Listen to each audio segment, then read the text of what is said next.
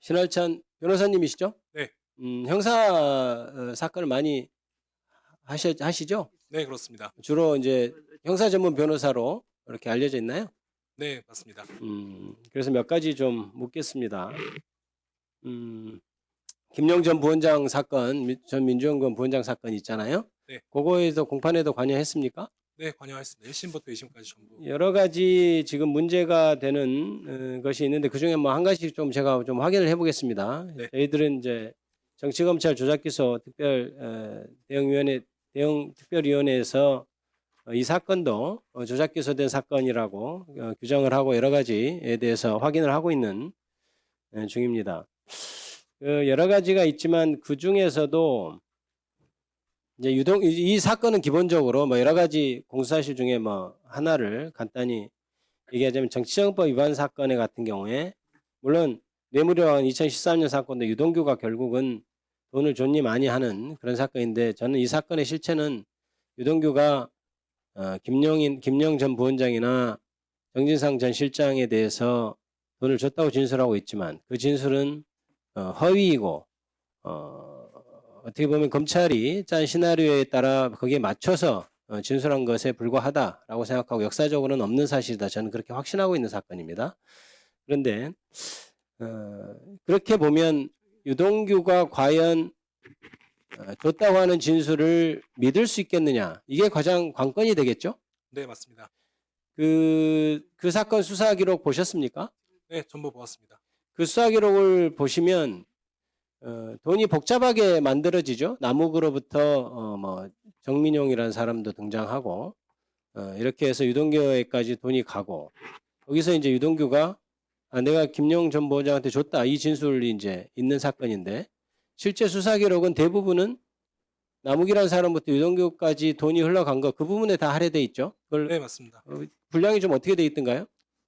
총 정치자금법 위반 사건 10여 건이 있고 추가 증거 기록까지 합치면 근 20건 정도 되는 기록 중에 대부분은 진술 증거를 제외하면 돈이 어떻게 마련되어 남욱을 통해 유동규로 흘러간 내용 그리고 그 외에 그 김용 전 부원장이 당시 시의원으로서 한 입법에 관련된 내용 이런 내용들로 구성되어 있습니다. 그렇죠. 그러니까 결국 중요한 것은 뭐 돈을 만들어 줬다고 하는 사람들끼리 돈이 어떻게 만들어졌는지 뭐 그거는 사실 알 바 아니죠. 유동규가 과연 김영 전 부원장에게 돈을 줬느냐 이 부분이 가장 중요한 핵심이 되겠죠. 맞습니까? 네, 맞습니다. 그러면 다른 객관적인 물증은 없는 상태에서 유동규라는 사람이 김영 전 부원장한테 돈을 줬다라고 하면 그 사람의 신빙성이 가장 중요한 관건이 되겠죠. 네, 그렇습니다. 그 신빙성을 따지는 수사 과정 중에 어떤 게 있냐면 이런 게 있습니다.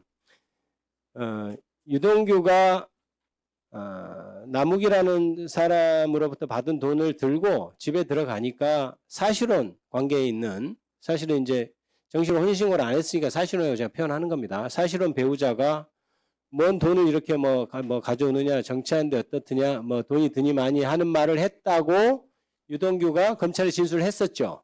네, 맞습니다. 그래서 그 부분에 대해서 확인을 하기 위해서 박모라고 하는 유동규의 사실혼 배우자를 검찰에서 불렀죠. 네.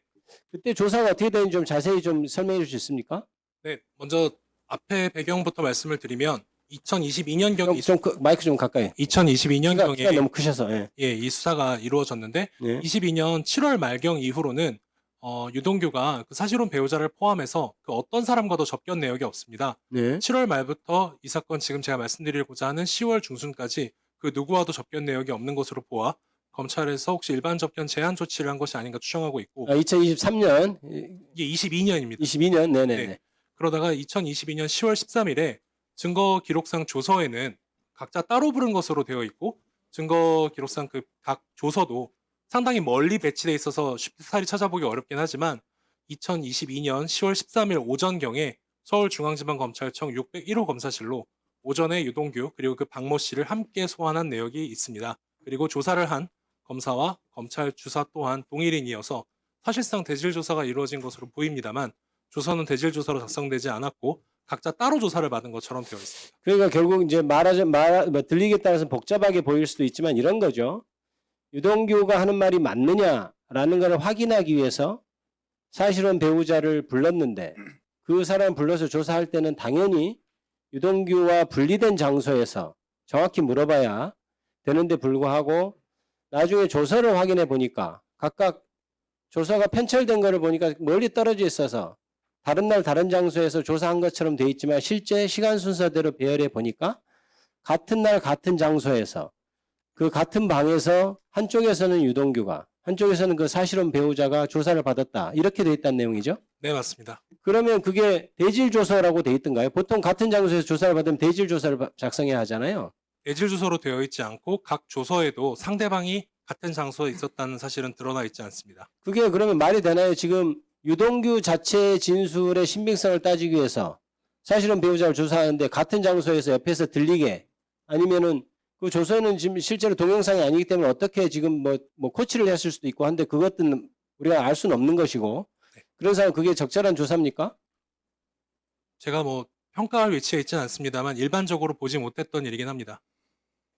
그거는 말이 안 되는 거죠. 왜냐하면 지금 이 사람은 A의 진술의 신빙성을 따지기 위해서 B를 불렀는데 B하고 A로 같이 있는 자리에서 그걸 확인하는 게 말이 되겠습니까? 그런데 마치 그것도 수사 기록이 다른 시간에 하는 것처럼 해서 멀리 떨어져 있어서 일반 사람 쉽게 알 수 없는데 굳이 대조를 해보면 딱 같은 시간 같은 장소에 조사받았다 이런 내용이죠. 네, 맞습니다. 또 한 가지 보죠. 지금 항소심에서 구글 타임라인이 제출됐다고 하는데요. 네, 맞습니다. 구글 타임라인이 뭐죠? 구글 타임라인은 구글에서 제공하는 사용자의 위치 기반 서비스를 통해서 방문한 장소와 경로 등을 그 이용자가 확인할 수 있도록 제공하는 서비스이고 보통 통상의 경우에는 사실 이용하고자 하는 본인 의지 없이도 대부분의 분들은 그냥 수집되고 있는 자료입니다. 우리가 핸드폰을 이렇게 구매해서 사서 갖고 다니면 그 구글 타임라인에 거의 자동적으로 내 동선이 나타나는 그런 경우죠. 네, 안드로이드 휴대전화를 위치 정보를 켜고 이용하시면 전부 수집되고 있습니다. 지금 구글 타임라인이라고 하는 그 이른바 그 정보가 지금 세간에서 화제가 되고 있는 이유가 무엇인가요? 이 사건 관련해서 아까도 의원님 말씀하셨다시피 그 2021년 5월 3일자 정치자금 수수에 관해서 돈이 어떻게 만들어졌는지가 수사의 대부분을 차지합니다. 그 수사 결과에 따르면 유동규가 김용전 부원장에게 정치자금이라고 하는 돈을 전달할 수 있는 날짜는 2021년 5월 3일 유일하고 이를 통해서 검찰도 사실상 그 날짜로 특정을 했고 1심과 지금 현재 항소심 법원, 그러니까 상고심이니까 원심 법원도 마찬가지로 2021년 5월 3일을 범죄일로 특정하였습니다. 그런데 2021년 5월 3일 해당 시간대에는 김용전 부원장이 자택 방향으로 서울로 귀가하고 있었고 따라서 유동규가 당시에 운영하고 있던 유원홀딩스라고 하는 사무실에 방문한 내역이 없다는 내용이 있어서 사실상 부재 증거, 소위 알리바이로서 증거로 제출한 것입니다. 이런 거죠. 그러니까 유동규라는 사람이 김용전 부원장한테 돈을 줬다는 1억 원을 줬다는 날짜를 처음에 검찰은 2021년 4월경 이렇게 공소사실을 적시했는데 나중에 이제 재판하는 과정에서 날씨도 따져보고 진술자들하고 맞춰보니까 도저히 나오는 날짜가 5월 3일밖에 없어가지고 1심에서 5월 3일로 특정을 했는데 결국 나중에 구글 타임라인이라는 것을 보니 5월 3일에는 김용 전 부원장이 유동규가 돈을 줬다고 하는 장소에 전혀 나타나지 않았다. 이 점이 드러난 것이죠. 네, 맞습니다. 그거에 대해서 만약 구글 타임라인이 그게 외부에서 조작하거나 이렇게 할 가능성은 있습니까?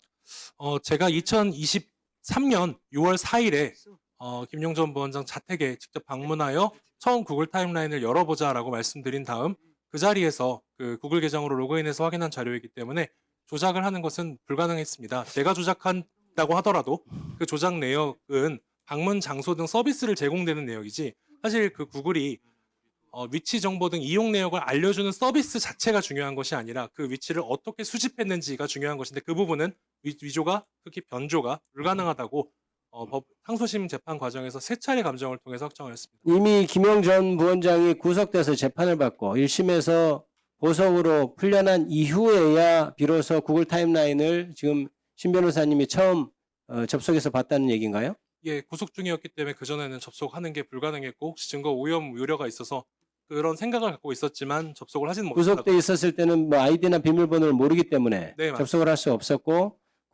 보석돼서 나온 후에 처음 접속했다는 얘기죠. 네, 맞습니다. 예, 이 정도로 하고 다음 보충 질의하겠습니다.